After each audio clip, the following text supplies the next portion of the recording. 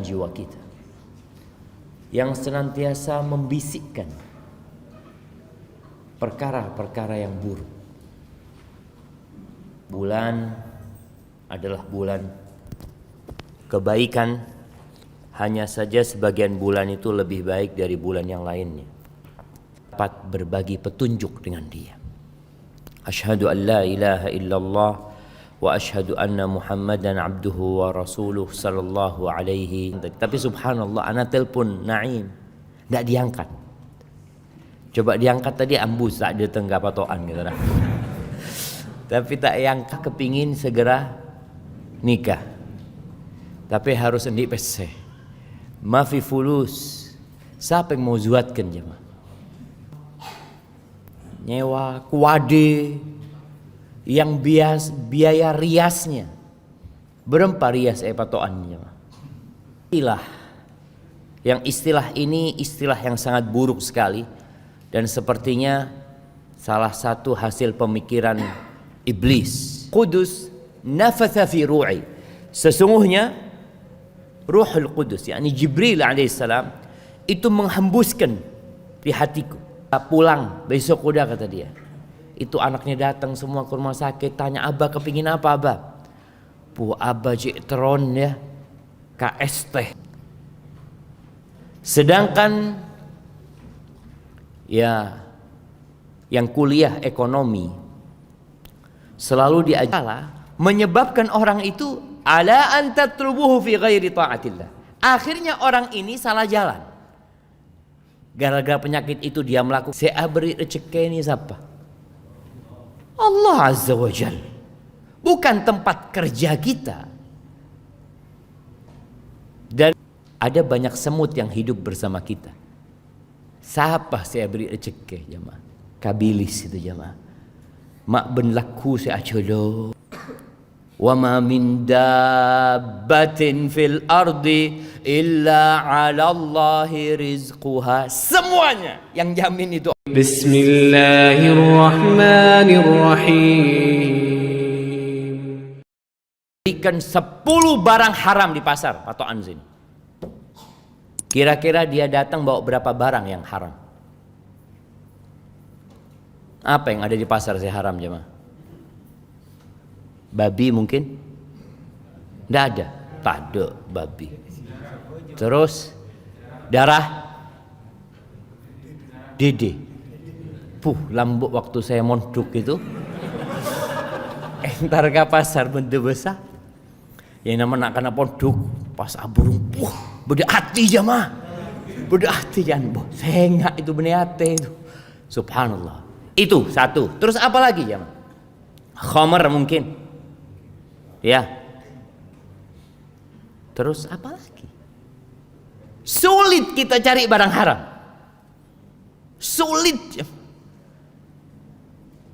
Coba. Tapi saya haram ini banyak pesen Ustaz.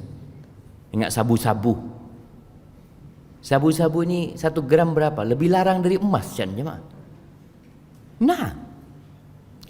Disinilah godaannya manusia. Pada hakikatnya yang halal itu banyak, yang haram itu sedikit. Karena hukum asalnya segala sesuatu itu halal kecuali yang ada dalil yang mengharamkan. Dan kita tahu doa yang sering dibaca Nabi SAW. Apa doanya jemaah?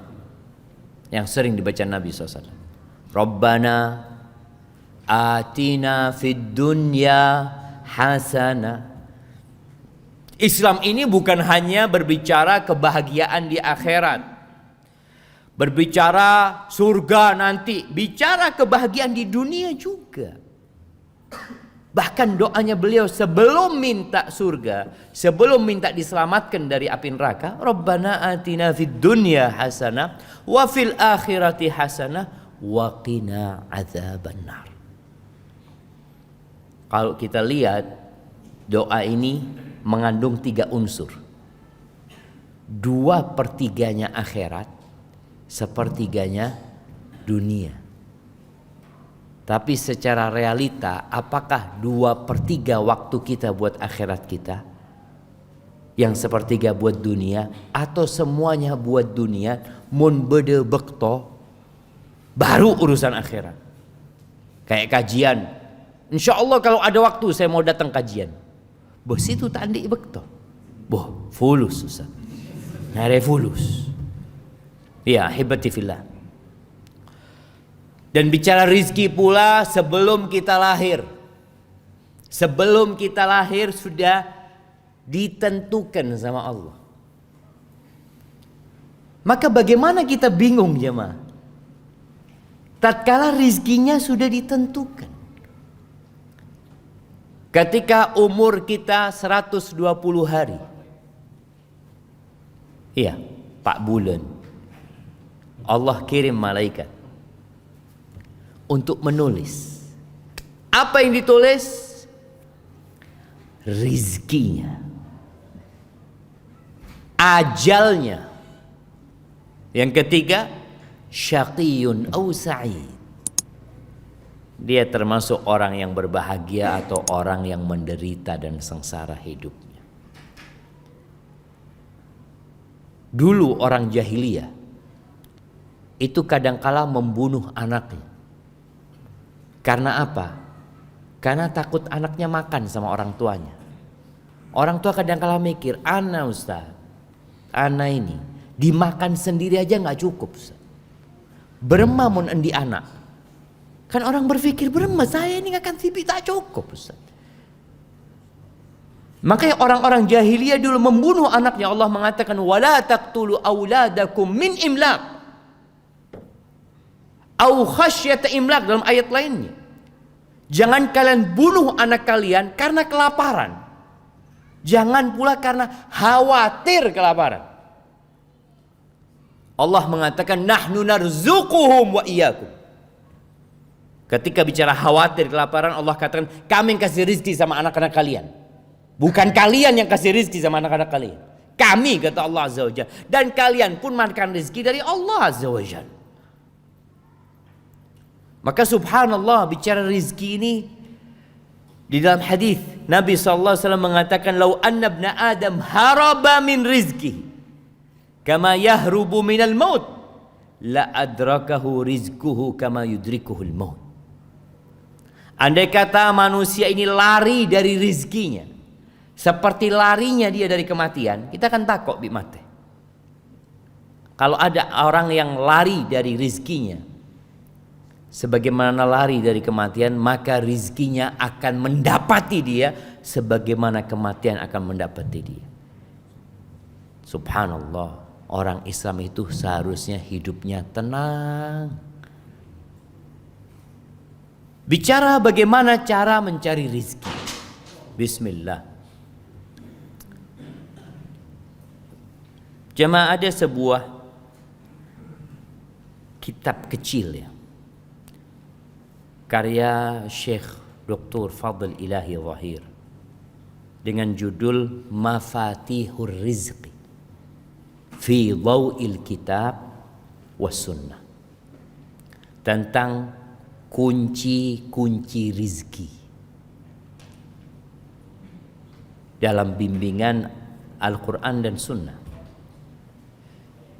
Kebanyakan kita berpikiran rizki itu karena kita bekerja. Mon ta'alako ta'oleh. Rizki itu ada dua. Rizki yang mencari kita dan rizki yang kita cari.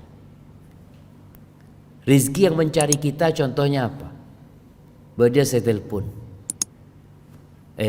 Kak Abbas, Masya Allah. Bas, saya transfer 50 juta. Hadiah, Masya Allah. Kan tak esare itu jemaah. Hadiah itu ada yang nyari hadiah aja mah. Tahu-tahu kita di rumah ada yang naruh roti. Assalamualaikum. Subhanallah jemaah. Anak kalau ingat ini ya, kemarin hari apa? Ada yang ketuk rumah jam 2 siang. Anak capek, nggak bisa bangun.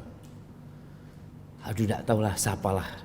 Subhanallah. Pas mau sholat asar ada roti digantung di pintu. Nggak ada yang ngambil jemaah. Arti kalau rizki kita akan sampai. Jadi ada rizki yang mencari kita. Engak warisan. Dicari apa mencari warisan jemaah? Mak tak temate abah ini ya. Ada ceretan. Bicara tahu-tahu anaknya mati duluan sebelum bapaknya. Banyak kayak gitu kita lihat. Yang dia berharap pembagian rezeki tapi ternyata dia mati duluan. Jadi ada rezeki yang memang kita nggak bisa mencarinya. Dicari sama rezeki itu. Ada rezeki yang diusahakan. Tapi ada beberapa cara mencari rezeki selain usaha. Usaha kita diperintahkan nama Allah Azza wa Jalla. Allah mengatakan huwallazi ja'ala lakumul arda dhalulan famshu fi manakibiha wa kulu min rizqi. Kita diperintahkan untuk berjalan di muka bumi ini, keluar dari rumah, alako, kerja apa aja. Kita diperintahkan sama Allah. Bahkan selesai salat Jumat, apa kata Allah Jalla Jalaluhu? Fa idza qudiyatis shalah fantashiru fil ard wabtaghu min fadlillah wadhkurullaha katsiran la'allakum tuflihun. Kalau selesai Jumatan ngapain? Tetap duduk di masjid, awirid sampai lakuna? Enggak, kata Allah. Silahkan kalian keluar dari masjid. Silahkan. Nganu apa? Wabtaghu min fadli, mencari karunia Allah. Tadi ada rezeki yang harus diusahakan. Alako orang itu. Wadhkurullaha katsiran. Tapi jangan lupa. Kalian harus sering ingat sama Allah. Memperbanyak zikrullah agar kalian beruntung. Baik. Di sini disebutkan ada 10 kunci rizki. Atau anak tambahkan 11. Yang pertama, istighfar dan tobat. Yang kedua, bertakwa kepada Allah. Yang ketiga, bertawakal kepada Allah. Yang keempat, konsentrasi ibadah, fokus ibadah buat Allah. Yang kelima, berangkat haji dan umrah. Terus berangkat haji dan umrah. Kemudian yang keenam, silaturahim. Yang ketujuh, berinfak, bersedekah. Yang kedelapan, berinfak atau membiayai para penuntut ilmu. Membiayai, memberikan beasiswa kepada para penuntut ilmu agama. Yang kesembilan, berbuat baik kepada orang lain, khususnya orang-orang yang lemah. Yang kesepuluh, beliau menyebutkan hijrah di jalan Allah Jalla Jalaluhu. Dan yang ke-11, berdoa, memohon kepada Allah Azza wa Jalla. Baik. Entah apakah kita bisa membahas semuanya, kita lihat waktunya. Yang pertama, kalau bicara istighfar dan bertobat. Apa artinya istighfar? Memohon ampun. Bertobat kepada Allah. Kalau istighfar itu astagfirullah, astagfirullah, astagfirullah. Bertobat itu ada syaratnya. Apa syaratnya tobat? Bukan sekedar ucapan, tapi harus ada penyesalan atas dosa yang dilakukan. Setelah menyesali perbuatan dosa itu, syarat yang kedua, meninggalkan perbuatan dosa itu. Karena ada orang meninggalkan perbuatan dosa bukan karena menyesal, tapi karena pandemi. Karena takut bi corona. Iya. Na'udzubillah. Seperti pelacur-pelacur. Itu di masa pandemi ambu jemaah. Apakah karena bertobat? Bukan. Karena takut bi corona. Iya. Sebagian orang seperti itu. Maka kita perlu fahami, orang yang meninggalkan dosa belum tentu bertobat. Belum tentu. Boleh jadi dia meninggalkan dosa itu Ya karena ada sebab lainnya. Kalau bicara tobat, dia menyesali, kemudian meninggalkan perbuatan itu. Yang ketiga, bertekad untuk tidak mengulangi. Bertekad untuk tidak mengulangi, bukan tidak mengulangi. Karena ada orang berbuat dosa, ana sudah tobat Ustaz, tapi nanti berapa waktu boleh Ustaz, ana tobat lagi. Kalau tobat yang pertama benar, syarat dan ketentuannya terpenuhi, insya Allah diterima tobatnya sama Allah Azza wa Jalla. Walaupun dia nanti ngulangin lagi. Ada satu syarat tambahan. Kalau yang kita lakukan adalah sebuah kezaliman, dosanya itu kezaliman kepada orang lain, maka kita perlu minta maaf sama orang itu. Minta dihalalkan. Lambuk saya akan kuringan tak majer pas SMA. Kan beden agak, karena merasa undak dua lambuk Ustaz. Itu jahiliyah Ustaz. Bah iya, bertobat itu harus, kalau kita mengambil hak orang lain, maka kita perlu kembalikan hak orang lain itu. Atau kita minta maaf, dihalalkan. Jangan pernah berpikir sudah, anak kan sudah tobat. Syarat tobatnya ada tambahannya. Engkau perlu minta maaf sama orang itu. Dulu anak waktu SMA itu jagoan Ustaz. Ada yang biasanya malakin sohibnya, mari lulus. Terus dia bertobat. Berarti dia punya kesalahan kepada orang-orang yang dia zalimi. Syaratnya dia perlu minta maaf sama orang itu. Ahibati fillah, secara umum sebenarnya istighfar itu mengandung keinginan bertobat kepada Allah Azza wa Jalla. Rasulullah sallallahu alaihi wasallam dalam sehari, kita hari ini berapa kali istighfar? Hari ini coba hitung. Mari sabu 3 kali, astagfirullah, astagfirullah, astagfirullah. Mari Jumatan 3 kali.